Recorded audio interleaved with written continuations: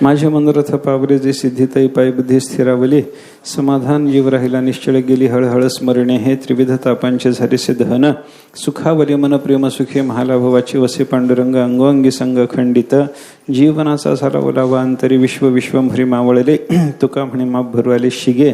धार बळ गंगे पूर्वा, हे समाधान जीव राहिला निश्चळ गेली हळहळ स्मरणे. हे गाथेच्या क्रमानं आलेला 972 क्रमांकाचा अभंग विचार आपण पाहतो. महाराजांनी अभंगातून त्यांच्या जीवनाची परिपूर्णता आपल्याला सांगितलेली आहे. माझी जीवनाची परिपूर्ण अवस्था आहे हे दाखवून देताना महाराजांनी 2 उदाहरणं आपल्यासमोर ठेवली, एक मापाचं आणि गंगेचं.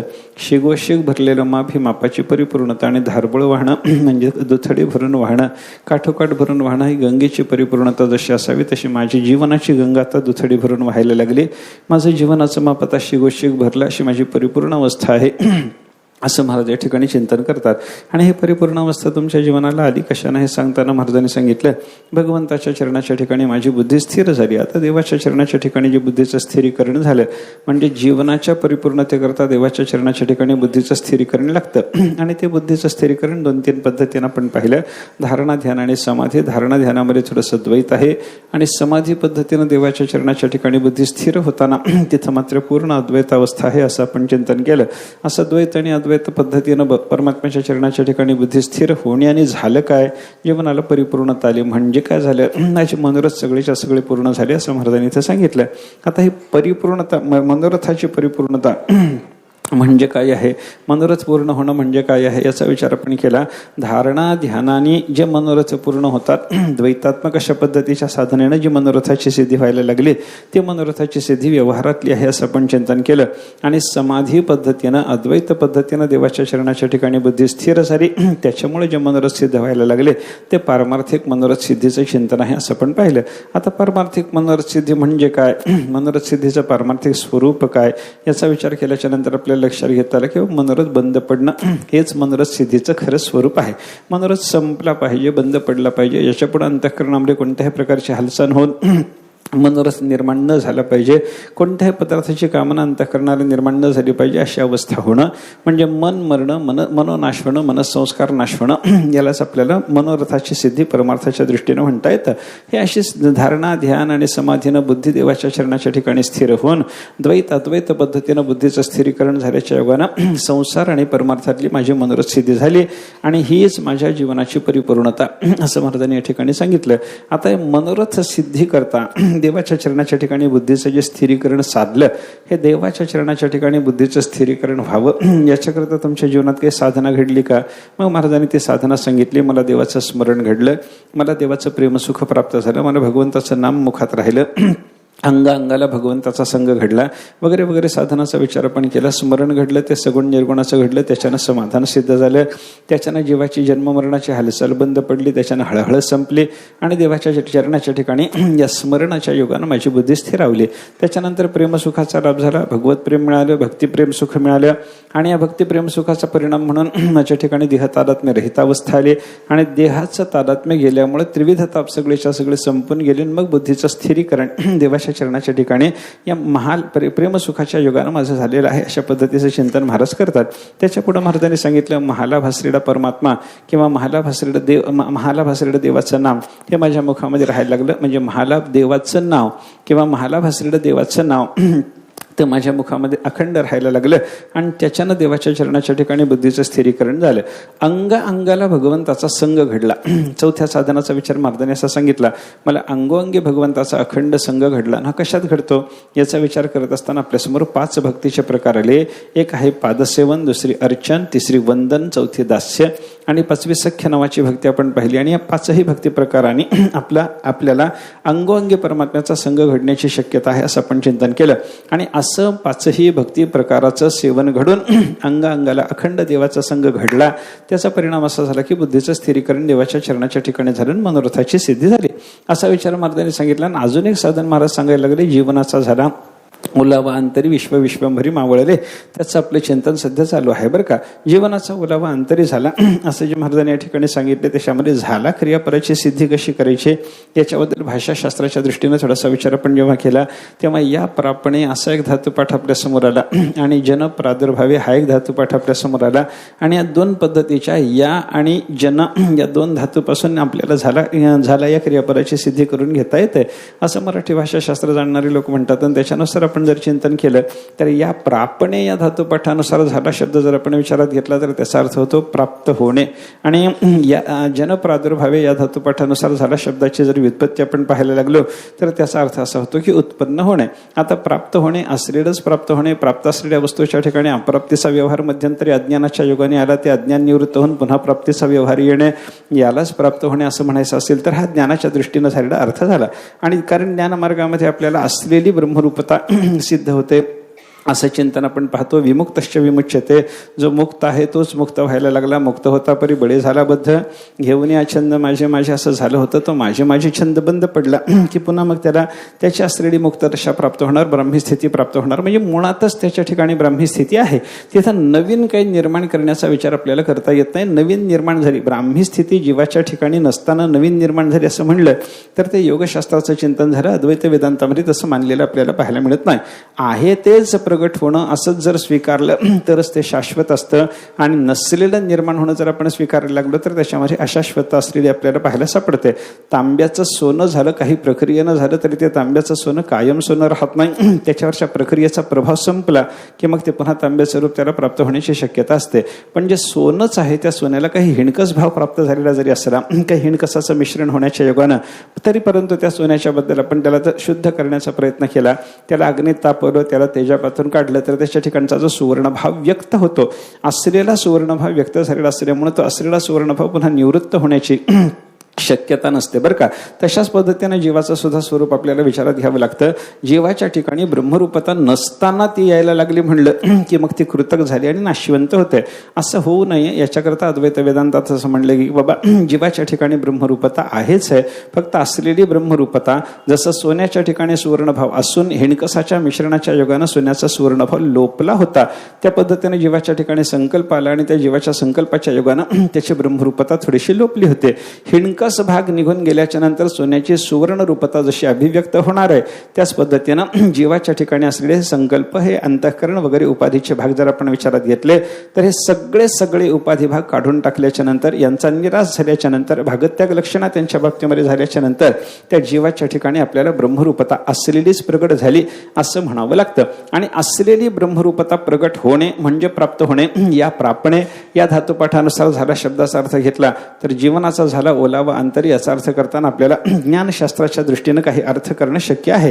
मग तो ज्ञानशास्त्राच्या दृष्टीनं अर्थ कसा करायचा एक आपण चिंतन केलं. तेषामेवानुकंपार्थ महमज्ञानजन तमः आणि त्याच्या पुढचा भगवंताचा जो श्लोक आहे, या दोन परम ब्रह्म परमधाम या दोन श्लोकाच्या आधारानं त्या दोन श्लोकावर आलेल्या ओव्यातून आपण थोडंसं चिंतन केलं. त्याच्यात भगवंताच्या कृपेनं ज्ञान होतं हे आपण पाहिलं. 4 मुद्द्याचा विचार तिथे आपण केला होता. देवाच्या कृपेनं ज्ञान होतं, पहिली गोष्ट. त्या ज्ञानाचा लाभ झाल्याच्या नंतर ते देवाच्या कृपेनं भेटणारे जे ज्ञान आहे त्या ज्ञानाचं स्वरूप काय, हा दुसरा मुद्दा तिथे ज्ञानेश्वर महाराजांनी चर्चेत घेतलेला आहे. आता देवाच्या कृपेनं ज्ञान होतं हा पहिला मुद्दा. देवाच्या कृपेनं प्राप्त झालेल्या ज्ञानाचं स्वरूप काय हा दुसरा मुद्दा. ते प्राप्त झालेले जे ज्ञान आहे ते जीवाचा जीवनाधार आहे असं चिंतन ज्ञानेश्वर महाराजांनी तिथे व्यक्त केलं. ते आपण सगळं ओव्यातून पाहून आलो. आणि त्या जीवनाधार असलेला म्हणजे जीवनाचा ओलावा असलेला असं जे ते परमात्मा स्वरूपाचं स्वरूपाकार असलेलं ज्ञान ते सिद्ध झालं, ते प्राप्त झालं. विमुक्तश्च विमुच्यते असं झालं की मग त्याचा परिणाम काय जीवाला भोगायला मिळतो त्याचा विचार ज्ञानेश्वर महाराजांनी तिथे केलेला आहे, ते आपण पाहून आलो बरं का. त्याच्यानंतर जीवनाचा झाला ओलावांतर याचा दुसरा अर्थ करत असताना आपण पाहिलं तर जगद्गुरु शंकराचार्याचं शतश्लोकीतलं वचन, त्याच्यात आचार्याने असं सांगितलं, आपण देह, स्त्री इत्यादी संसारातल्या सगळ्या शरीराच्या संबंधाने विचार करत बसतो. म्हणजे मांस मीमांसा करतो, आपल्याला आत्ममीमांसेत आपली प्रवृत्ती होत नाही. मांसाचा विचार सोडून द्या, आत्म्याचा विचार करा. अनात्म पदार्थाचा विचार सोडून द्या, आत्म्याचा विचार करायला लागा. हे आत्मा हाच सगळ्याच्या जीवनाचा आधार आहे. देह, स्त्री, पुत्र, मित्र, अनुचर, हय, वृक्ष हे सगळे मला आनंद देणारे म्हणून यांना जीवन म्हणणारी जी माणसं आहेत ना, त्यांना जगद्गुरु शंकराचार्यांनी सांगितलं, तू ज्यांना जीवन समजतोस हे सगळे जीवनरूप असलेले पदार्थ ज्याच्या योगानं जगतात, ज्याच्या योगानं व्यवहारक्षम होतात, ज्याच्या योगानं यांच्या ठिकाणी काही ना काहीतरी सौभाग्याची सिद्धी झालेली आपल्याला पाहायला सापडते, तो प्राणाचा अधीश्वर, सर्वांचा अंतर्यामी आणि अमृत असलेला जो परमात्मा, त्याच्या संबंधानं विचार करणं, याला काय म्हणतात? जीवनाचा ओलावा. म्हणजे जीवनाचा आधार असलेला, सर्वांच्या जीवनाचा आधार असलेला तो परमात्मा प्राप्त करून घेणं, आत्मत्वानं त्याचा साक्षात्कार संपादन करणं. किंवा जीवनाचा ओलावा असं म्हणत असताना उत्पत्ती स्थिती संहाराचा करता तो सच्चिदानंद घन असलेला परमात्मा, त्याच्या संबंधानं ज्ञान संपादन करणं. किंवा जीवनाचा ओलावा म्हणत असताना जीवन म्हणून प्रसिद्ध असलेली आपल्याजवळ असलेली सगळीच्या सगळी करणं, इंद्रिय प्रमाण, त्यांच्या संबंधानं आपल्याला जीवन असा व्यवहार करता येतो. डोळा माझं जीवन आहे, कान माझं जीवन आहे. एखादा श्रोता असला, चांगलं श्रवण करण्याची त्याला सवय असली तर तो काय म्हणतो? कान माझं जीवन आहे म्हणतो. माझा कान बंद पडला तर मला जगणं होणार नाही म्हणतो. एखाद्याला नित्य परमात्मा पंढरनाथाच्या दर्शनाची इच्छा असली आणि तो दर्शन घेत असला, डोळ्याने देवाचं रूप पाहून येत असला आणि त्याला जर आपण विचारलं तर तो म्हणतो, डोळा माझं जीवन आहे, कारण देवाच्या दर्शनाचा आनंद मला देतो. माझा डोळा गेला तर माझं जीवन थांबणार आहे म्हणतो तो. बरं का? पाय माझं जीवन आहे, वारी चालवतात. हात माझं जीवन आहे, देवाची पूजा करवतात.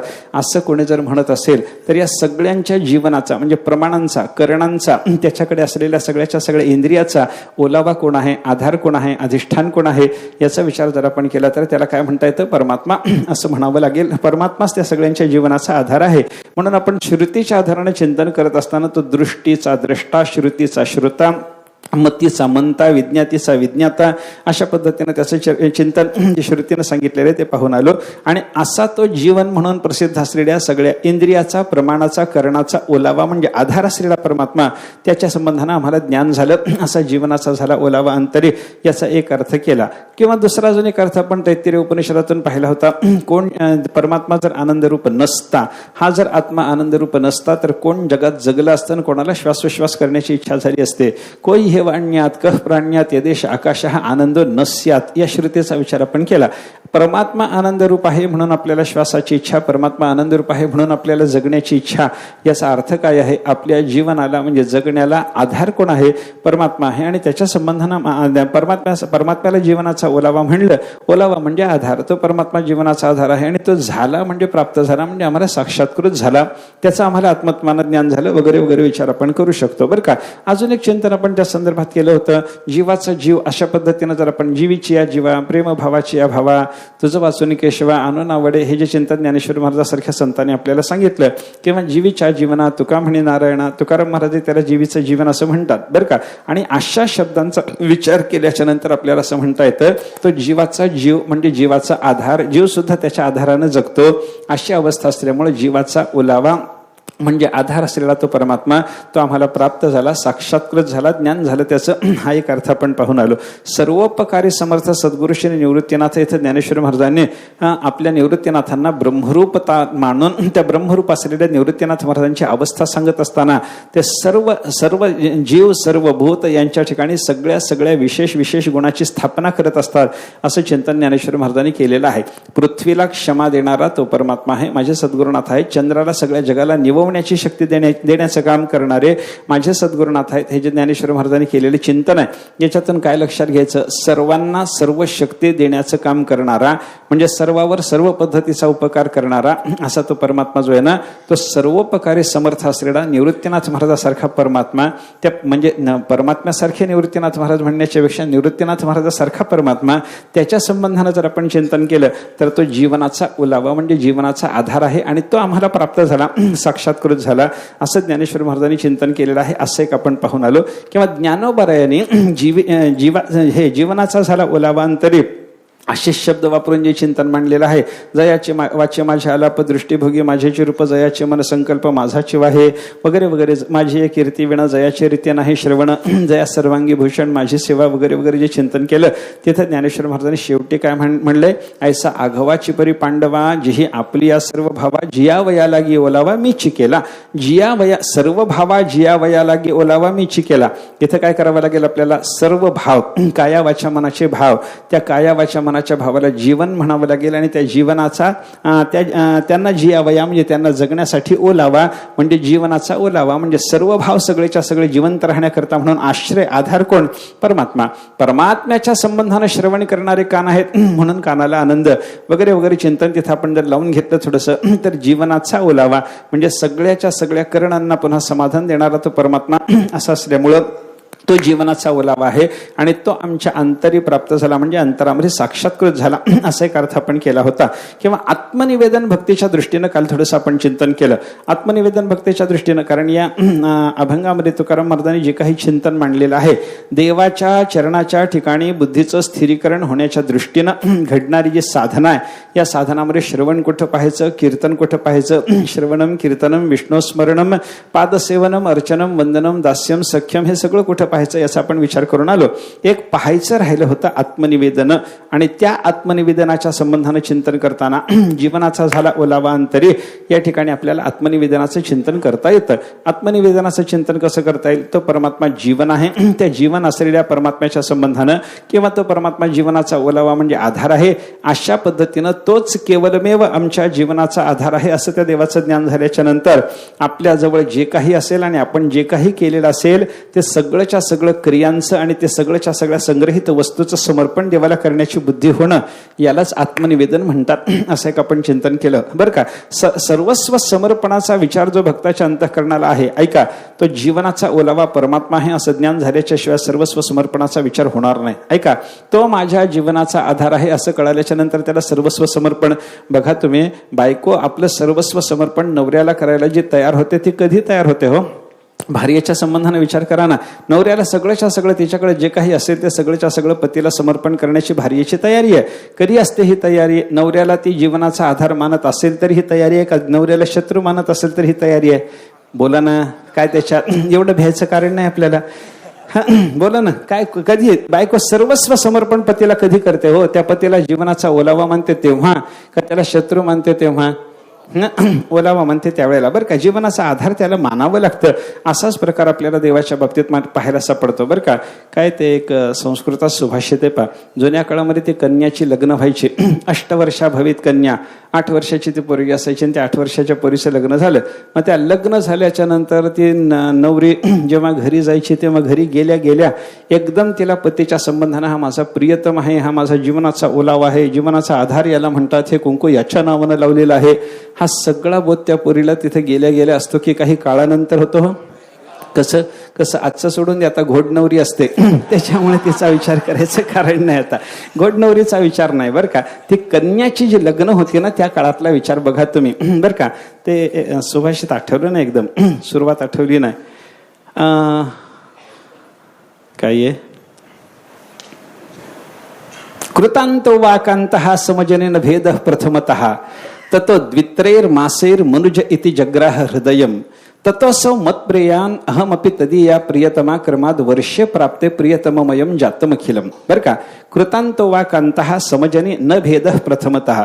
नवरी जेव्हा घरी आलेली असते ना तेव्हा ती 8 वर्षाची नवरी, हा 10-15 वर्षाचा नवरा, आणि त्याला थोडंसं 10-15 वर्षाचं असल्यामुळे कळत असतं. त्याला वाटतं माझी ही बायको आहे, हिच्यावर मी रुबाब दाखवला पाहिजे, त्याच्यामुळे तो घरामध्ये असं थोडंसं उद्दामप्रमाणानं उग्रपणानं जे वागतो ना तिच्याशी, त्याच्यामुळे तिला वाटतं की बाबा याला नवरा म्हणू की याला यम म्हणू. कृतांत वा कांत, हा कृतांत आहे, हा का कांत आहे, हा माझा नवरा आहे का हा यम आहे, माझ्या पाठीमागं ही 7.5 कशाला लावून दिली असेल, ही भावना त्या पुरीची पहिल्यांदा असते आणि असावी. अशी भावना होता होता बदलता बदलता प्रियतमाची भावना जर झाली तर त्या भावनेत असलेला आनंद घोडनवरीला मिळत नाही बरं का. कृतांत वा कांत हा समजने न भेद प्रथमतः. बरं का. पहिल्यांदा तिला घरी आल्याच्या नंतर हा यम आहे की नवरा भेद कळत नाही म्हणे बरं का. समजनेन भेद प्रथमतः तत्व द्वित्रैर मासैही. त्याच्यानंतर 2-3 महिन्याचा कालावधी गेला. घरामध्ये ती वावरायला लागली. नवऱ्याचं आणि बायकोचं थोडंसं बोलणं व्हायला लागलं. त्यांचा संबंध आला. त्या संबंधामध्ये त्यांना काहीतरी थोडंसं आत्मीय भाव तिच्या अंतःकरणात निर्माण झाल्याच्या नंतर मनुजः इति जग्राह हृदयम. तिच्या हृदयाने असं ग्रहण केलं जातं. तिला असं वाटायला लागतं की हा बाबा हा यम नाही, हा माणूस आहे. माणूस आहे, अजून नवरा वाटत नाही तिला. हा माणूस आहे, माझ्यासारखाच माणूस आहे, मला याच्या सोबत आणून सोडलेलं आहे. आता हा यम नाही, माझ्या पाठीमागे लावलेली ही 7.5 नाही, हा माणूस आहे. मनुज इति जग्राह हृदय. हृदयम तत्वसौ मत्प्रेयान. आणि त्याच्यानंतर मग एखादा समजा वर्षभराच्या जवळपासचा कालावधी गेला तर त्याला काय वाटायला लागतं, हा माझा प्रेयान, हा माझा प्रिय आहे. अहमपि तदीया प्रियतमा, आणि मी त्याची प्रियतमा आहे. हा माझा प्रिय, मी त्याची प्रिया, हा माझा नवरा, मी त्याची बायको. अशा पद्धतीची भावना त्याच्या अंतःकरणामध्ये निर्माण व्हायला जवळजवळ वर्षाचा काळ लागतो. आणि मग काही वर्ष गेली हिचा तारुण्यात वगैरे प्रवेश झाला की त्याच्यानंतर त्या पती पत्नीच्या नात्याचा बोध तिला झाल्याच्या नंतर तिला काय वाटतं, कर्मात वर्षे प्राप्ते प्रियतममयम जातम खिलम. हे सगळंच्या सगळं प्रियतमासाठी आहे, बाकी कोणाच्यासाठी काही नाही, असा भाव त्याच्या अंतःकरणात निर्माण होतो. मला सांगा, ही भावना निर्माण झाल्याच्या नंतर म्हणजे एक 2-3 भावना पहिल्यांदा आपण पाहिल्या आणि शेवटची एक भावना पाहिली. पहिली भावना काय होती, हा यम आहे का माणूस आहे.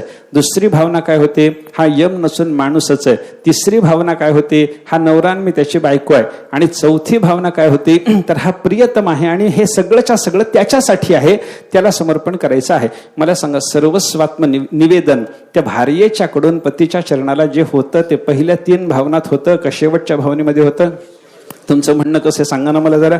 शेवटच्या भावनेमध्ये होतं बरं का. म्हणजे पहिली भावना होताना हा यम कान माणूस हे तिला कळत नाही, अशी तिची भावना असताना ती सर्वस्व समर्पणाला तयार होत नाही. हा माणूसच आहे एवढं कळालं तरी ती सर्वस्व समर्पणाला तयार होत नाही. हा एक माणूस असून हा माझा नवरा आहे आणि मी त्याची बायको आहे ही भावना झाल्याच्या नंतर सुद्धा ती त्याला सर्वस्व समर्पणाला तयार होत नाही. काही काल गेल्यानंतर, वर्ष गेल्याच्या नंतर, त्याचा स्वभाव वगैरे चांगला सुपरिचित तिला झाल्याच्या नंतर त्याच्या संबंधानं तिच्या अंतःकरणामध्ये प्रियतमत्वाची, प्रियतम याच्यासारखा मला दुसरा कोणी प्रिय नाही अशी भावना निर्माण झाल्याच्या नंतर मग ती सर्वस्व समर्पणाला तयार होते. त्याच्याकरता हे सगळं आहे. आपला हा सगळा संसार त्याच्याकरता, हे सगळं त्याच्या चरणाला समर्पण करायचंय, त्याच्या सुखासाठी आहे, अशी भावना तिच्या अंतःकरणात निर्माण व्हायला जशी ही चौथी भूमिका लागते ना, त्या पद्धतीनं भगवंताच्या चरणाला आपण सर्वस्व समर्पण करावं. त्याच्यामध्ये काय काय समर्पण असतं, आत्मीय समर्पण असतं आणि आत्मसमर्पण असतं. या दोन्हीला मिळून आत्मनिवेदन म्हणतात. असं आपण काल जे पाहिलं होतं, हे आत्मीयाचं आणि आत्म्याचं समर्पण भगवंताच्या चरणाला व्हावं. हे कधी घडतं सांगा?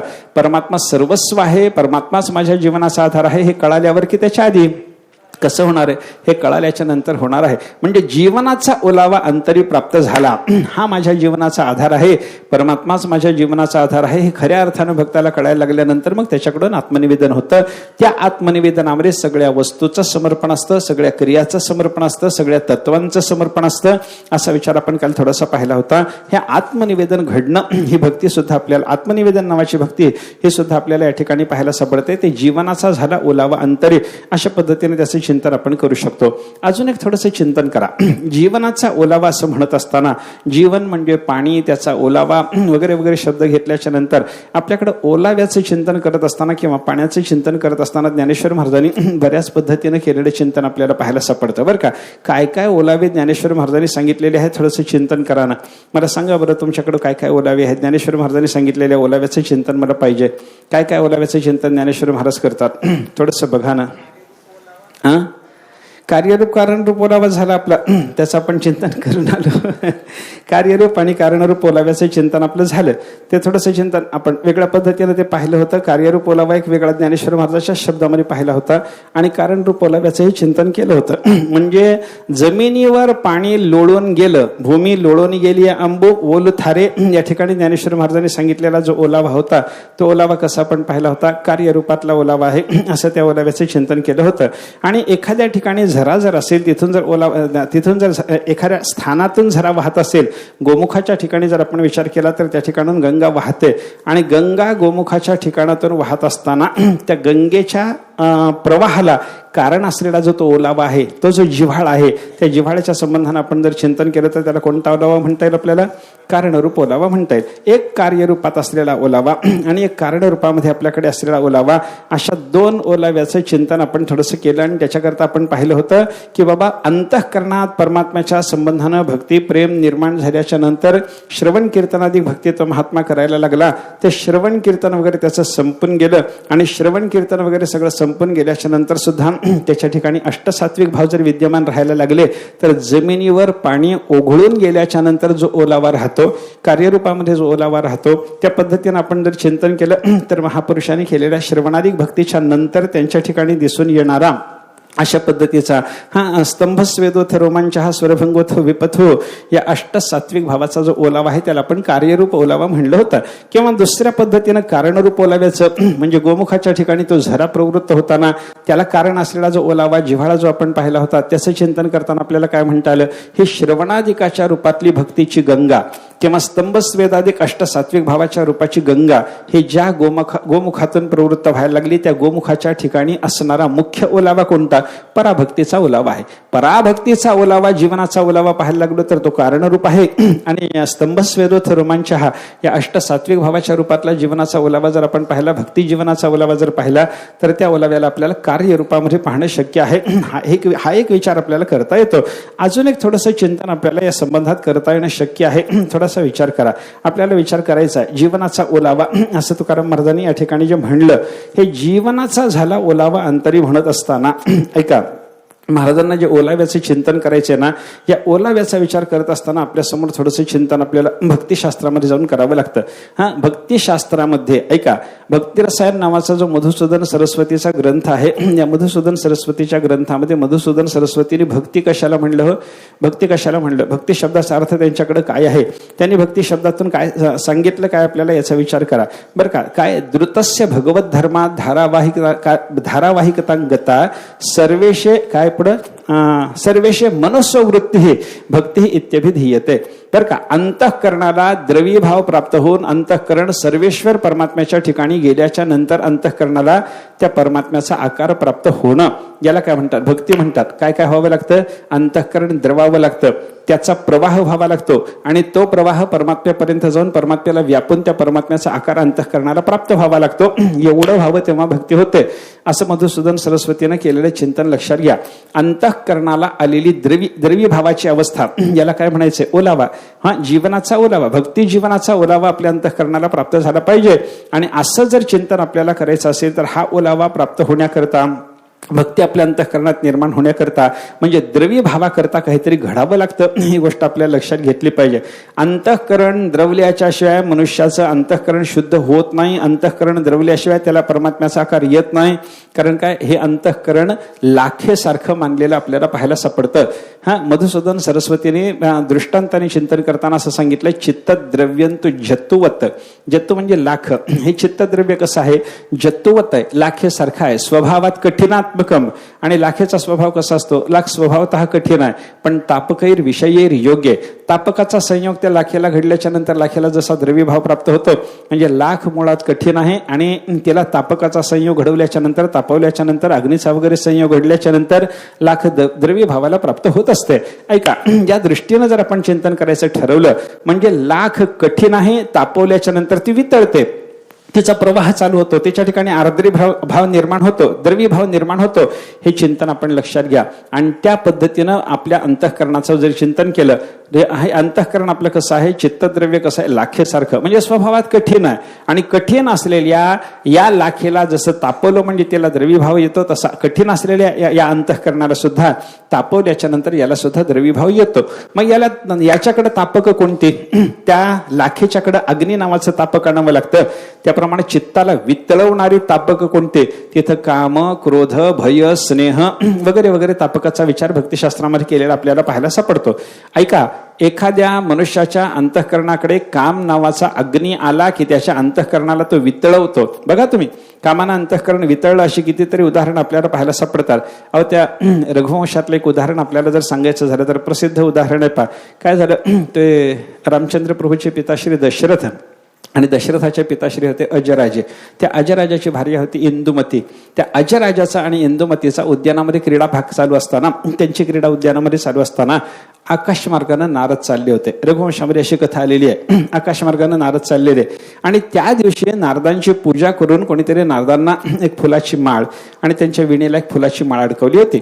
विणेला फुलाची माळ लटकवलेली, चांगली सुगंधी फुलाची माळ होती.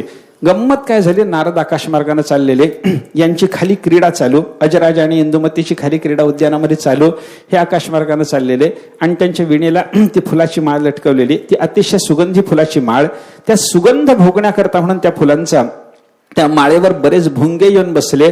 त्या भुंग्याचं ओझं त्या माळेला झालं आणि ती त्या खुंटेला अडकून राहू शकली नाही. ती माळ निसटली भुंग्याच्या ओझ्यानं, खाली जी पडली ती पडल्याबरोबर इंदुमतीच्या अंगावर पडली आणि इंदुमतीच्या अंगावर फुलाची माळ पडल्याबरोबर इंदुमतीला आघात झाला आणि ती मरूनच गेली की हो. फुलाची माळ पडणे आणि मरणे यांचा अन्योन्य संबंध असतो का? सांगा की. फुलाची माळ गळ्यात पडल्यावर मरण येतं का? मरण येत असतं तर महाराजांना तुम्ही फुलाच्या माळा घातल्या असत्या का? कोणी घातल्या नसत्या. तुम्ही घातल्या नसत्या आणि महाराजांनी घालून घेतल्या नसत्या. तुम्ही जरी घालायला तयार झाला तरी महाराज कशाला घालून घेतो? ते मरण आहे त्याच्यामध्ये हे कळाल्याच्या नंतर. अर्थ काय आहे? फुलाची माळ आणि मरण यांचा अन्योन्य संबंध नाही. त्याचं आयुष्य संपलं. आयुष्य संपल्याच्या नंतर मरणाला काहीही निमित्त पुरतं याचा तो पुरावा आहे बरं का. त्याने त्या अजराजाने मग त्या इंदुमतीचं मरण पाहिल्याच्या नंतर तो अजराजा विलाप करायला लागला. अजय विलापाचा एक स्वतंत्र सर्ग कालिदासाने लिहिलेला 6वा सर्ग जर आपण रघुवंशातला पाहिला, सगळा अजय विलाप. अजराजाने विरहाच्या अवस्थेमध्ये आपल्या भार्येच्या काय काय भाषण केलं ते सगळं तिथं लिहिलेलं आहे बरं का. त्यानं काय केलं? ते आपल्या इंदुमतीच्या अंगावर पडलेली ती फुलाची माळ उचलली आणि या माळेने इंदुमती मेली का? माळ कुठे मारत असते का? असा विचार करत करत ते माळ त्याने अशी आपल्या अंगावर मारून घ्यायला सुरुवात केली, छातीवर मारून घ्यायला सुरुवात केली. ते मारून घेता घेता तो म्हणायला लागला, सर्गी यदि जीविता पहा हृदये किन्निहिता न हंति माम विषमप्यमृतं क्वचित भवेत अमृतम वा विषमेश्वरेच्छया. त्या अजराजाच्या मुखातलं वचन आहे. त्यानं असं सांगितलं की ही माळ जर जीविताचं हरण करणारी असेल तर माझ्या अंगावर मी आदळून घेतोय, छातीवर मारून घेतोय तरी मला ही मारत नाही. याचा अर्थ काय आहे? भगवंताची कृपा असावी तेव्हा विषाचंही अमृत होतं आणि देवाची जर कृपा नसेल तर अमृताचं सुद्धा विष होण्याची शक्यता असते. असा प्रकार माझ्या इंदुमतीच्या बाबतीत झाला. माझी इंदुमती मेली. आता ही इंदुमती मेली, तुला देवा काळाने हरण केलं म्हणजे माझ्याजवळून कोणाकोणाला नेलं का सांगू म्हणे इंदुमती. त्या इंदुमतीच्या प्रेताला तो बोलायला लागला, तो कोण आहेस म्हणे माझे? हा, एक इंदुमती म्हणजे माझी बायको गेली असं मी म्हणत नाही म्हणे. इंदुमती गेली म्हणजे माझं सर्वस्व गेलं. काय काय गेलं त्यानं यादी दिली. गृहिणी सचिवहा सखी मिथहा प्रिय शिष्या ललिते कलाविधौ करुणाविमुखेन मृत्यूना हरता त्वां वद किन्न मेहृतम. करुणाविमुख मृत्यूनं माझ्यापासून तुझं हरण केलं म्हणजे काय घेतलं नाही माझं हिरावून सांग बरं. सगळं गेलं, सगळं गेलं. काय गेलं? गृहिणी, तू माझी गृहिणी होतीस, माझी बायको होतीस, बायको गेली म्हणे माझी. गृहिणी सचिवहा, तू माझ्या कोणत्याही विचार विनिमयामध्ये मला सहाय्य करणारी माझी मंत्री होतीस, सचिव होतीस. माझा सचिव गेला म्हणे तुझ्या मरण्यानं आता. गृहिणी सचिव सखी मितहा, एकांतातली माझी तू सखी होतीस, माझी सखी गेली म्हणे. प्रिय शिष्या ललिते कलाविधौ, अनेक प्रकारच्या कलाचा प्रकार तुला मी शिकवलेला होता, सगळ्या कला तुला मी शिकवलेल्या होत्या. त्या सगळ्या कला माझ्यापासून तू निष्ठेने आत्मसात केलेल्या होत्या. त्याच्यामुळे अनेक कला ज्याला मी शिकवलेल्या आहेत अशी माझी तू एक प्रिय शिष्या होतीस. माझा शिष्यही गेला म्हणे त्याच्या योगानं. तुझ्या मरणानं कोण गेलं? बायको गेली. तुझ्या मरणानं माझा सचिव गेला. तुझ्या मरणानं माझी सखी गेली. तुझ्या मरणाच्या योगानं माझ्याकडे असलेला एक चांगला शिष्य गेला. असं माझं सर्वस्व गेलं, सर्वस्व गेलं. म्हणून तो अजराजा विलाप करायला लागला. ते अजराजाच्या विलापाचं प्रकरण बघा. मला सांगा, हे अजराजाच्या विलापाचं प्रकरण, त्याचा अश्रू काढून रडणं, त्याचा हा विलाप करत असताना वेड्या अशा पद्धतीचे सगळेच्या सगळे विचार त्याच्या अंतःकरणाला स्फुरणं, ही त्याची अवस्था पाहिल्याच्या नंतर त्याचं अंतःकरण आता कठीणच आहे म्हणता की त्याच्या अंतःकरणाला द्रवीभावाला म्हणता. हो, कसं झालं? अंतःकरण द्रवल्याच्या शिवाय अजराजाच्या मुखातून हे उद्गार आले असतील का? आले नाही. मग त्याच्या अंतःकरणाला द्रववलं जे आहे ते कोणत्या विकाराने द्रववलंय? भार्येच्या संबंधाने त्याच्या अंतःकरणात असलेलं प्रेम म्हणजे काम आहे, त्या कामाने त्याच्या अंतःकरणाला द्रव फुटला आणि त्याचा परिणाम अशा पद्धतीचा झाला हे आपल्याला पाहायला सापडतं. म्हणजे अंतःकरण कसं आहे? लाखेसारखं कठीण आहे. त्याला तापकाचा संयोग झाल्याशिवाय ते वितळत नाही. मग तापकाचा संयोग होताना कधी कामाचा संयोग होतो, कधी क्रोधाचा संयोग झाल्याच्या नंतर सुद्धा ते अंतःकरण वितळतं. बघा तुम्ही ते वेणीसंहार नाटकामध्ये त्या पांडव आणि भीम यांच्या अंतःकरणामध्ये कौरवाच्या संबंधाने जो क्रोध होता ना, त्या क्रोधाचं वर्णन एका ठिकाणी केलेलं आहे. वेणीसंहार नाटकातला तो श्लोक आहे. काय सांगितलंय तिथं? पंचधा प्रवहंती नाम पवनात्मज एव सहा कौरव क्रोध सिंधू नाम क्रमात संगम भूह अभूत म्हणे. बरं का, हे पाच पांडव म्हणजे काय आहे? कौरवाच्या संबंधातल्या क्रोधाचा एक एक समुद्र आहे म्हणे. प्रत्येक पांडव म्हणजे कौरवाच्या संबंधाने अंतःकरणात क्रोध धारण करणारा एक एक समुद्र, क्रोधाचा समुद्र. आणि भीम कोण आहे? त्या सगळ्याच्या सगळ्या 5 सागराची संगम भूमी म्हणजे भीम आहे म्हणे. म्हणजे भीमाच्या अंतःकरणात असलेला एवढा क्रोध आहे. मला सांगा, असा क्रोध त्या भीमाच्या अंतःकरणात असेल आणि असा क्रोध जर पांडवांच्या अंतःकरणात कौरवाच्या संबंधाने असेल तर कौरव पाहिल्याच्या नंतर यांचं अंतःकरण तसंच दृढ राहत असतो. दृढ राहतं म्हणतात का त्या अंतःकरणाला द्रव फुटतो म्हणतात. कसं आहे द्रवत ते अंतःकरण द्रव काय आहे. अंतःकरण द्रवल्याच्या नंतर अंतःकरणाला प्राप्त होणारा जो आकार आहे तो तापकाच्या संबंधाने विचारात घ्यावा लागतो. कामाने अंतःकरण द्रवलं तर अंतःकरणाला येणारा जो आकार आहे तो विषयाचा असतो, विषयांधतेचा असतो. आणि अंतःकरण जर क्रोधानं जर तप्त झालेलं असेल तर त्या अंतःकरणाला येणारा आकार कसा असायचा आता त्याला तिथं आता ते विषयाकार त्याचं चित्त होत नाही. ते विषयाच्या संबंधाने द्वेषाच्या भावनेच्या आकाराचं त्याचं अंतःकरण होऊन जातं. असं चिंतन आपल्याला करावं लागेल. विकार कोणता आला, कोणत्या विकाराचा अग्नी आला आणि त्यानं त्या अंतःकरण नावाच्या लाखेला तापवलं हे पाहून मग त्या अंतःकरणाला पुढे येणाऱ्या आकाराचा विचार आपल्याला करावा लागेल. बरं का, जाऊ द्या. मला काय सांगायचं होतं, अंतःकरण लाखेसारखं आहे, त्याला तापवावं लागतं. त्याला तापवल्याच्या नंतर त्याला द्रवीभाव येतो आणि द्रवीभाव आल्याच्या नंतर ते लाख तापून त्याला मुशीत ओतलं की ज्या मुशीचा जसा आकार असेल तसा आकार त्या लाखेला येतो. मोशासिक्तम यथा ताम्रम तन्निभम जायते यथा. मुशीमध्ये ओतलेलं तांब वगैरे कोणताही वितळवलेला धातू द्रवीभावाला प्राप्त करून घेतलेला धातू त्या मुशीच्या आकाराचा होतो. त्या पद्धतीनं विषयान व्यापनुवत चित्तम, त्या विषयाच्या मुशीमध्ये ओतलेलं, ज्या विषयाच्या मुशीमध्ये तुम्ही आपल्या चित्ताला वितळवून ओतणार आहात त्या विषयाचा आकार आपल्या अंतःकरणाला येत असतो. मग काय करा, चित्ताला द्रवीभाव प्राप्त करून घ्या, त्या चित्ताचा प्रवाह चालू करा. ते प्रवाही झालेले चित्त परमात्म्यापर्यंत न्या आणि परमात्म्याच्या मुशीमध्ये ओतून अंतःकरणाला आपल्या परमात्म्याचा आकार प्राप्त करून घ्या. या सगळ्या प्रकाराला भक्ती म्हणायचं असं मधुसूदन सरस्वतीचं म्हणणं आहे बरं का. आणि हे घडल्याच्या शिवाय ऐका, अंतःकरणाला द्रव प्राप्त झाल्याच्या शिवाय कशाही पद्धतीनं आपल्याला परमात्म्याच्या आकारता किंवा भक्ती घडणार नाही हे लक्षात घेतलं पाहिजे बरं का. त्या उद्धवाच्या मुखातले भागवतातले मला वाटतं 11 स्कंधातल्या 14व्या अध्यायातले शब्द आहेत. कथम विना रोमहर्षम द्रवता चेतसा विना विनानंदाश्रु कलया शुद्धेत भक्त्या विनाशया. त्याने असं चिंतन तिथे केलेलं आपल्याला पाहायला मिळतं. मनुष्याच्या अंतःकरणावर परमात्म्याच्या भक्तीच्या योगानं रोमहर्ष निर्माण झाला पाहिजे. म्हणजे सगळे रोम असे हर्षित झाले पाहिजेत, आनंद त्याला एवढा झाला पाहिजे परमात्म्याच्या संबंधाने भक्ती करताना, अरोमांच उभे राहिले पाहिजेत बरं का. आणि द्रवता चेतसा विना, अंतःकरणाला द्रव फुटला पाहिजे. आणि पुढे काय झालं पाहिजे, आनंदाश्रय त्याच्या डोळ्यात आले पाहिजेत बरं का.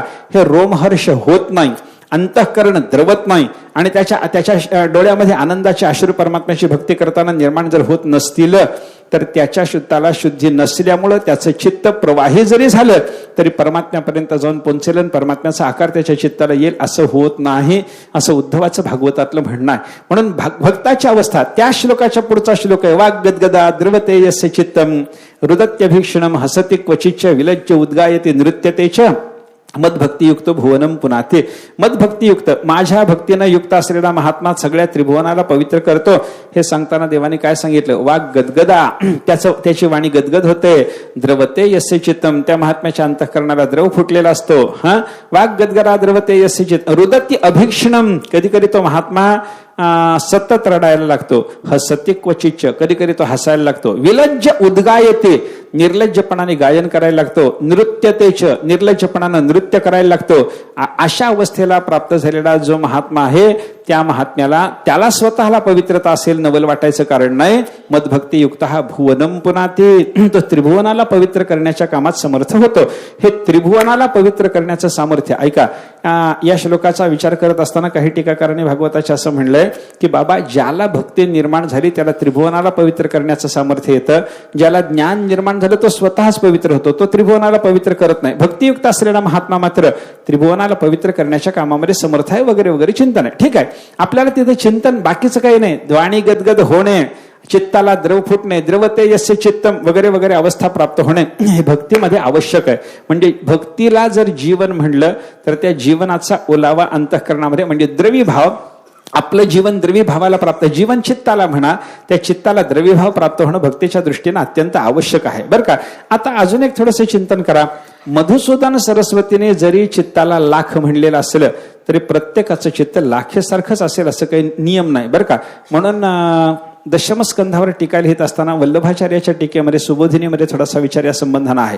त्याने असं चिंतन केलं, लीला म्हणजे काय.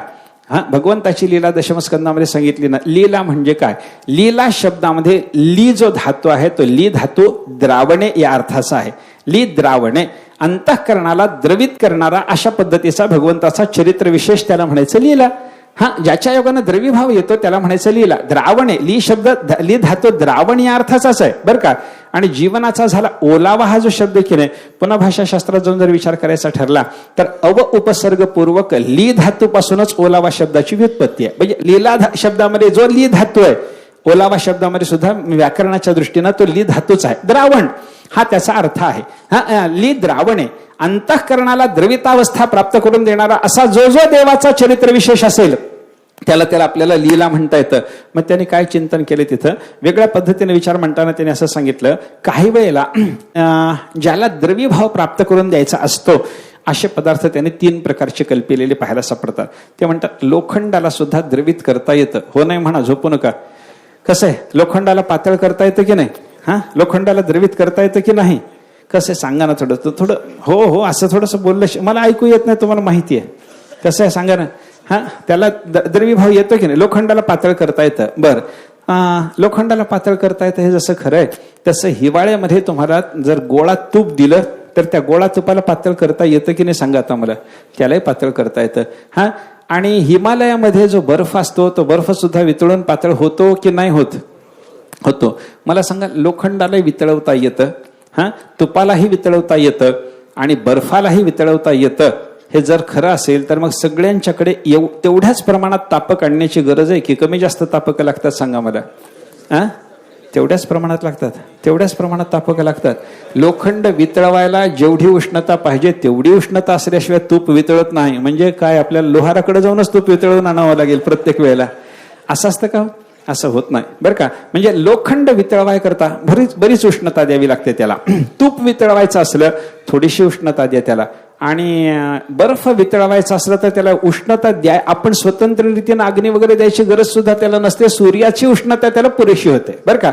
सूर्याचा आलोक संयोग त्याला घडला, उष्ण सूर्यकिरणांचा, प्रखर सूर्यकिरणांचा थोडासा संयोग घडला की ते बर्फ वितळायला लागतं. म्हणजे द्रवीभावाची अवस्था पण विचारात घ्या. लोखंडाला द्रवीभाव आणण्याकरता खूप तापक पाहिजे, मोठ्या प्रमाणातलं तापक पाहिजे. तशा भगवंताच्या काही कथा अशा असतात, त्या लोखंडासारखं ज्यांचं चित्त आहे त्याही चित्ताला द्रववतात. काही कथा अशा आहेत ज्यांचं चित्त नवनीतासारखं किंवा तुपासारखं आहे, त्यांच्या चित्ताला द्रववतात. आणि काही कथा भगवंताच्या अशा आपल्याला पाहायला सापडतात, इतक्या नाजूक, इतक्या हळूवार असतात त्या कथा की त्या हळूवार कथांचं चिंतन केल्याच्या नंतर द्रवीभावाला प्राप्त होणारं अंतःकरण कसं आहे? बर्फासारखं. ते बर्फासारखं होतं, पण लगेच आलोक संयोग झाल्याबरोबर बर्फाला जसा द्रवीभाव यावा त्या पद्धतीनं भगवंताच्या काही सूक्ष्म हळूवार कथाचा संयोग अंतःकरणाला झाला, लगेच त्या महात्म्याचं अंतःकरण द्रवीभावाला प्राप्त होतं. 3 प्रकारचं चित्त विचारात घेतलंय त्याने बरं का. म्हणजे मधुसूदन सरस्वतीने चित्ताला फक्त लाख म्हणलं, पण काही ठिकाणी चित्ताचा विचार करत असताना ते लोहवत, घृतवत आणि हिमवत अशा पद्धतीनं त्या चित्ताचा विचार केलेला आपल्याला पाहायला सापडतो. त्या प्रत्येक ठिकाणी द्रवीकरणाचा विचार आपल्याला पाहायला मिळतो. मला सांगा, हे प्रत्येक ठिकाणी द्रवीकरण घडवण्याच्या दृष्टीनं लागणारं तापकाचं जे परिमाण आहे हे जर बदलत गेलं तर भक्तीमध्ये सुद्धा परमात्म्याच्या लीलाचं चिंतन करत असताना सुद्धा लोखंडासारख्या चित्ताची माणसं सुद्धा वितळतात. अशा काही कथा आपल्याला पाहायला सापडतात. परमात्म्याचं सर्व संहारकत्व पाहिल्याच्या नंतर मोठ्या बलाढ्य शत्रूचा सुद्धा भगवंतानी संहार केला हे पाहिल्याच्या नंतर लोखंडासारखं चित्त असलं तरी ते वितळतं. बघा, कंसाला भगवंतानी मारलं, ती कथा ऐका. भगवान श्रीकृष्ण परमात्म्याने कंसाला मारलं. कंसाला मारण्याची जी प्रक्रिया सगळी बघा. भगवंत तिथं आखाड्याकडे आले की नाही? त्या आखाड्याकडे येत असताना भगवंताने आखाड्यात आल्याबरोबर भगवंताला मारण्याकरता त्या कंसाने काय केलं होतं? आखाड्याच्या तोंडाशी तो कुवलयापीड नावाचा हत्ती उभा केला होता. 10,000 हत्तीचा अवसान आहे त्याला. कुवलयापीडाच्या अंगामध्ये 10,000 हत्तीची ताकद आहे. त्याला मद्य पाजलंय, त्याच्यावर एक उन्मत्त मद्यपान करून बसलेला असा एक माहूत बसवलाय. आणि त्याला सांगितलं होतं कंसाने की तो कृष्ण आला की त्याच्या अंगावर हा हत्ती घालायचा, त्याला आत येऊ द्यायचं नाही, इथंच त्याला मोकळं करायचं, मारायचं, जीव घ्यायचा त्याचा, हे सांगितलेलं. तो माहूत तिथं तो हत्ती घेऊन उभा. भगवान गेले, दारातच तो उभा. आखाड्यात जाऊन कुस्ती करायची आहे. राजाने कुस्तीचं निमंत्रण दिलंय म्हणून आखाड्याकडे आलेले भगवान श्रीकृष्ण परमात्मा बलराम भगवंताने त्या माहुताला सांगितलं, अरे बाबा थोडं बाजूला हो ना, तुझा हत्ती बाजूला घे, आम्हाला आज जायचंय. आम्ही आपण होऊन आलेली नाही, आम्हाला निमंत्रण आहे, कुस्तीचं निमंत्रण आहे. कुस्ती करून राजाला आनंद देण्याकरता इथे आम्हाला पाचारण केलंय. आम्ही निमंत्रणावरून आलो. आमच्या घरून आम्हाला इथे घेऊन यायकरता रथ आला होता बाबा. हे सगळं सांगून परमात्मा म्हणतात थोडा बाजूला हो, मला आज जाऊ दे. तो माहूत एकदम रागावर असतो, त्याला याला मारायचंच होतं. त्याने एकदम तो हत्ती देवाच्या अंगावर घालण्याचा प्रयत्न केला. देवाने सहज तो हत्ती मारून टाकला. 10,000 हत्तीचा अवसान असलेला हत्ती तो कोवलयापीठ शेपूट धरून फिरवला आणि आपटून भगवंतानी मारला. मारल्याच्या नंतर त्याचा दात उपटून घेतला. दात उपटताना अंगावर रक्ताच्या चिळकांड्या उडल्या. अशा अवस्थेमध्ये आवेशात भगवंतानी त्या दाताने भोगसून तो माहूत मारला. आणि तो माहूत मारणं झाल्याच्या नंतर तो दात असा हत्यारासारखा खांद्यावर ठेवून भगवान श्रीकृष्ण परमात्मा आखाड्यामध्ये प्रविष्ट झाले. आखाड्यात आले. आखाड्यात आल्याबरोबर भगवंताला त्या चाणूराने आवाहन केलं, या देवा, माझ्या बरोबर तुमची कुस्ती होणार आहे, या. मुष्टिक बलरामाला म्हणतो, देवा या, बलरामा या, आपली कुस्ती व्हायची. चाणूराला देवाने सांगितलं, चाणूरा काय रे, हे असं कुठं असतं का, तू तरुण आहेस, मी अजून माझी पौगंड अवस्था संपायची. 10 वर्षाचा मी, 25-30 वर्षाचा तरुणात तो, पर्वतासारखा तुझा देह, नाजूक माझा देह, आणि मला कुस्तीला आवाहन करतोस, मी तुझ्याशी कुस्ती करू शकत नाही. असं बरोबर नाही. तुझी माझी कुस्ती होणं, बलरामाची मुष्टिकाची कुस्ती होणं शोभत नाही. आमच्या बरोबरीचे कोणीतरी मल्ल काढा, त्यांच्याबरोबर आमच्या कुस्त्या करा. हे देवाने सांगितल्याबरोबर चाणूराने काय सांगावं, देवा कोणाला फसवता म्हणे, कोणाला फसवता. अरे आत्ता येता येता 10,000 हत्तीचा अवसान असलेला तो कोवलयापीठ नावाचा हत्ती क्षणात मारला देवा, सहज मारला, लीलया मारला, त्याचा माहूत भोगसून मारला. आणि हे सगळं करणारे तुम्ही मला म्हणता मी 10 वर्षाचा पौगंड वयाचा लहान मुलगा म्हणता देवा या. त्या 10,000 हत्तीच्या बळ असणाऱ्या कुवलयापीठाला मारणाऱ्या तुम्हाला मला मारणं अशक्य नाही देवा, या. तुमच्याशी मल्लयुद्ध करताना माझं मरण निश्चित आहे, मला ठाऊक आहे. पण 2 गोष्टीचा मला आनंद आहे, तुमच्या हातून मरण येऊन मोक्ष मिळणार याचा एक आनंद, आणि राजाच्या करता कुस्ती करून राजाला आनंद देणं मला शक्य होणार आहे. या देवा, कुस्ती करू आपण. भगवंतानी त्याला पकडलं. देवाच्या बरोबर त्याची कुस्ती सुरू झाली. हाही पवित्र घ्यायला लागला, देवही पवित्र घ्यायला लागले, वेगळे वेगळे ते पेच घालायला लागले. पण शेवटी भगवंतानी त्या चाणोराला मारून टाकला. चाणोर मेला. बलरामाच्या हातून तो मुष्टिक मेला. मग शलकुट तोशलक नावाचे त्या ठिकाणी काही पैलवान होते, त्या पैलवानाला भगवंताने मारून टाकलं. बाकीच्या लहान लहान पैलवानाला सगळ्या गोपाळांनी सांभाळून घेतलं. आणि ही सगळी लहान लहान पैलवानांची आणि गोपाळांची कुस्ती होत असताना भगवान श्रीकृष्ण परमात्मा कंसाच्या सिंहासनाकडे जेव्हा बघायला लागले तेव्हा कंस बडबडत होता. अरे म्हणे, या 2 कार्ट्यांना हाकाला इथून, नंदाचं धन हरण करा, नंदाला मारून टाका, वसुदेव देवकीला मारून टाका, आमचा बाप उग्रसेन त्याला मारून टाका. ही त्याची भाषा चालू होती. आणि त्याचं ओरडणं चालू झालेलं पाहिल्याबरोबर भगवान श्रीकृष्ण परमात्मा त्याच्या सिंहासनाकडे चालले. जाता जाता म्हणा, मामा असे ओरडू नका, तुम्हाला मामा म्हणतात. एक हिंदीतलं पद आहे, आता मला ते शब्द लक्षात नाहीत, पण त्या पदामध्ये वर्णन आहे. भगवंतानी त्या कंसाला सांगितलं म्हणे, तुम्हाला 2दा मा शब्द लागलाय, आईला एकदा मा म्हणतात तर ती एवढं प्रेम करते, ज्याला डबल मा म्हणलं जातं त्यानं किती प्रेम करावं. आणि हे प्रेम करायचं सोडून आम्हाला तुम्ही मारायची काय भाषा बोलता, हाकालायची काय भाषा बोलता, मामा चिडू नका असं म्हणत भगवान सिंहासनाच्या जवळ गेले. उडी मारून सिंहासनावर चढले. कंस शस्त्रास्त्राशी उगारून ढाल तलवार वगैरे हातामध्ये सज्ज ठेवून युद्धाला तयार होता. पण भगवंतानी काही केलं नाही. त्याला फक्त पकडलं, सिंहासनावरून खाली ओढलं, पायऱ्यावरून गडगडत तो खाली आल्याच्या नंतर भगवंताने त्याच्या अंगावर भार घातला आपला. भार घालून त्या कंसाचा नाश झाला. नारळ फुटलंच पाहिजे ते कथेमध्ये, बरं का. असं होतं. ते कंस मेला. आता कंस मेला ही जी कथा आहे, कंसाला भगवान श्रीकृष्ण परमात्म्याने मारल्याची जी कथा आहे, ही कथा ऐकल्याच्या नंतर ज्याचं चित्त लोखंडासारखं आहे त्याच्या चित्ताला सुद्धा द्रव फुटेल की नाही सांगा बरं. कंसासारखी ज्याची प्रवृत्ती आहे, चाणोरासारखी ज्याची प्रवृत्ती आहे, कुवलयापीठावर बसलेल्या माहुतासारखी ज्याची अंतःकरणाची वृत्ती आहे, त्याचं अंतःकरण लोखंडच म्हणावं लागेल हो. आणि लोखंडासारखं अंतःकरण असलेल्या लोकांनी ही कथा ऐकली आणि त्या देवाच्या संबंधाने अरे बापरे, एवढा तो बलशाली आहे, असं जर भय त्यांच्या अंतःकरणाला निर्माण झालं तर त्या भयाच्या योगानं त्यांच्या अंतःकरणाला द्रव्यभाव येतो, मग ते भगवंताच्या भक्तीत प्रविष्ट होतात. अर्थ काय आहे, भगवान श्रीकृष्ण परमात्म्याचं असं उग्र चरित्र, त्याचं श्रवण जर आपल्याला करता आलं तर त्या श्रवणातून लोहवत चित्त ज्यांचं आहे त्यांच्या चित्ताला सुद्धा द्रव्यभाव प्राप्त होण्याची शक्यता आहे. ऐका, दुसरं चित्त कसं असतं, घृतवत किंवा नवनीतवत, बरं का.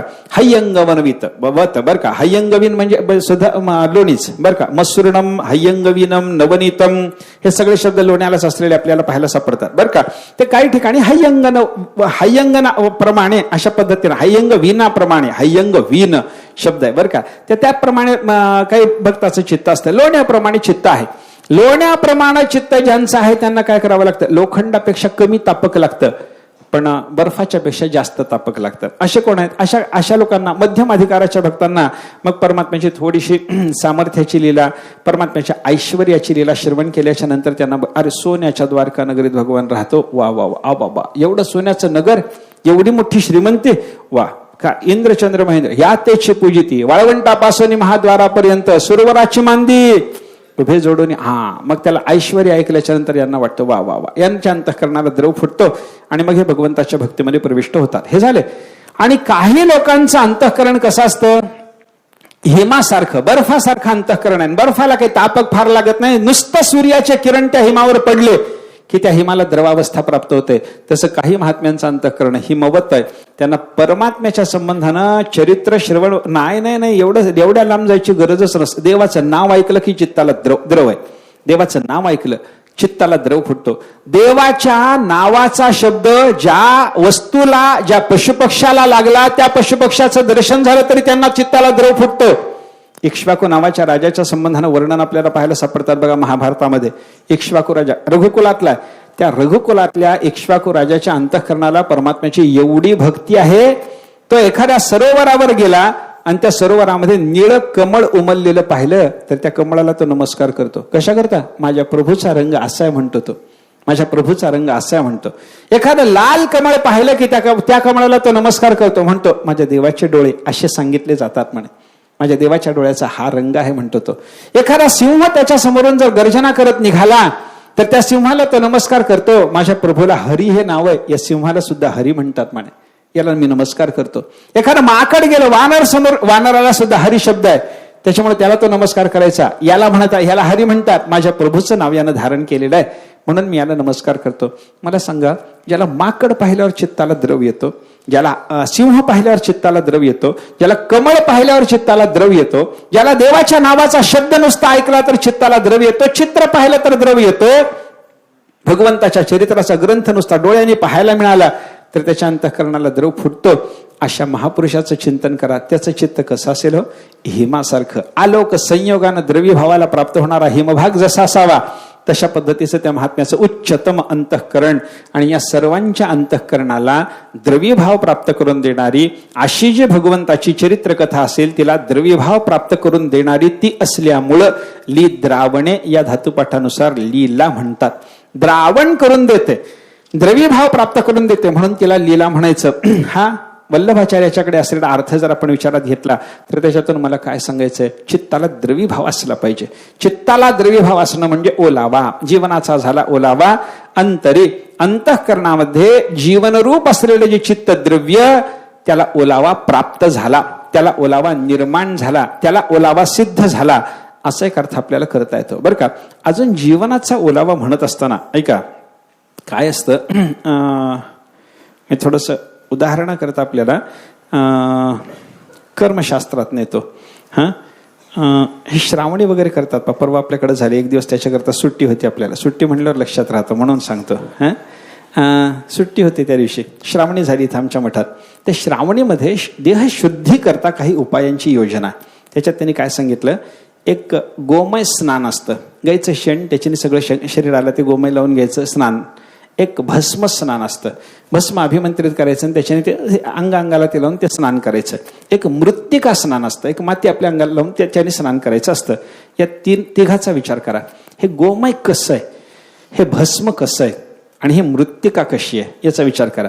यांना ओलं केल्याच्या शिवाय स्नान करता येईल का? भस्म हातात घेतलं आणि त्या भस्माने स्नान करायचं म्हटल्यानंतर काय करावं लागतं?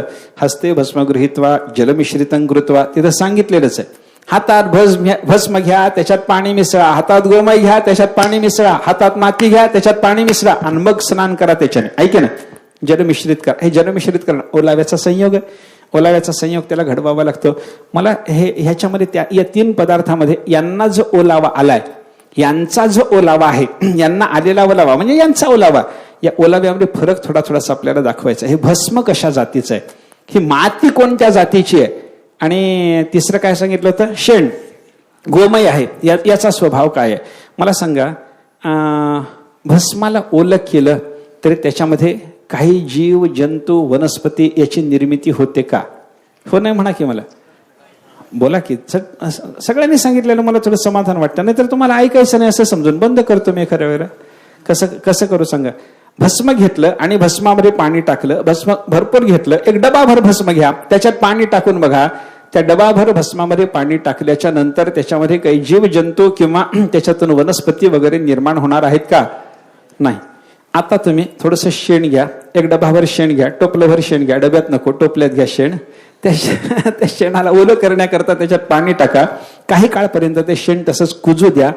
आता ते भस्मासारखं तसंच राहतं की त्याच्यामध्ये काही निर्माण होतं? सांगा मला. काय निर्माण होतं त्याच्यात? विशेषतः विंचू किडे निर्माण होतात, विंचू निर्माण होतात, विशेषतः विंचू निर्माण होतात, किडे निर्माण होतात, असं आहे. झालं. हे शेण सोडून द्या. आता एक टोपलंभर माती घ्या, त्या टोपलंभर मातीमध्ये पाणी घाला आणि पाणी घातल्याच्या नंतर त्या मातीच्या ठिकाणी काही निर्माण होतं की नाही? हो, काय निर्माण होतं? गवत वगैरे काहीतरी निर्माण होतं त्या ठिकाणी, अंकुर निर्माण होतात काहीतरी. म्हणजे भस्मात काहीच निर्माण होत नाही, शेणामध्ये जीवजंतू निर्माण होतात.